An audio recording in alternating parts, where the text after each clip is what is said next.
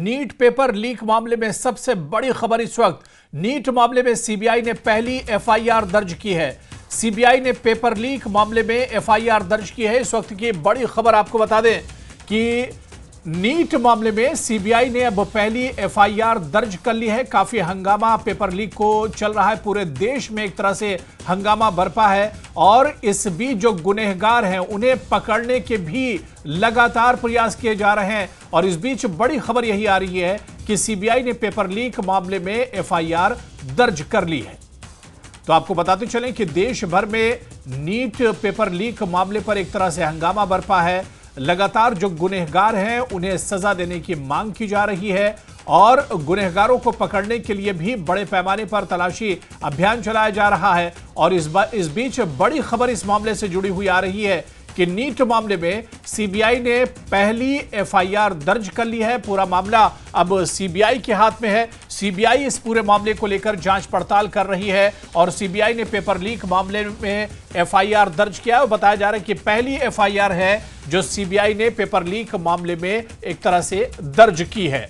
तो देश भर में हंगामे को देखते हुए सीबीआई को जांच पड़ताल की सौंपी गई है और इस पर सीबीआई ने पहल करते हुए सीबीआई ने इस जांच को आगे बढ़ाते हुए नीट मामले में अब पहली एफआईआर दर्ज की है। सीबीआई ने पेपर लीक मामले में एफआईआर दर्ज कर ली है। इस वक्त की बड़ी खबर आपको बता दें। नीट परीक्षा से जुड़े हुए भ्रष्टाचार मामले में केंद्रीय जांच एजेंसी सीबीआई की एंट्री हो चुकी है। इस मामले में जांच एजेंसी सीबीआई के द्वारा एक नया एफआईआर रजिस्टर किया गया है और तफ्तीश शुरू कर दी गई है।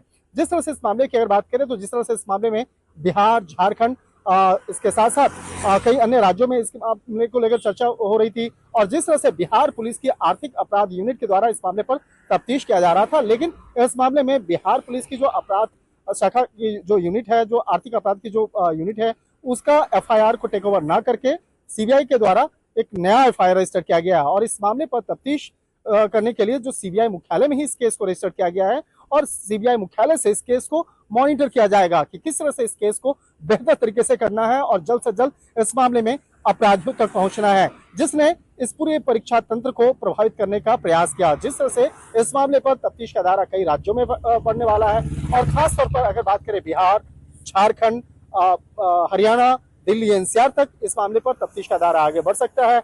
इसके साथ साथ उत्तर प्रदेश और गुजरात से भी जुड़े हुए कनेक्शन मामले की तफ्तीश की जा सकती है। और जिस तरह से इस मामले में कहा जा सकता है कि बिहार पुलिस की जो अब तक इस मामले में इन्वेस्टिगेशन है, उससे भी तमाम जानकारियों को इससे मांगा जाएगा कि किस तरह से अब तक बिहार पुलिस को इस मामले में इन्वेस्टिगेशन के दौरान तमाम सबूत मिले हैं, तो उससे जुड़े हुए इन्वेस्टिगेशंस जो है बाकायदा उससे रिपोर्ट जो है मांगी जाएगी। तो कहा जा सकता है कि आने वाले दिनों में इस मामले में सीबीआई के द्वारा कई अन्य आरोपियों से पूछताछ की जाएगी और जल्द ही इस मामले में कई अन्य आरोपियों की गिरफ्तारी भी संभव है।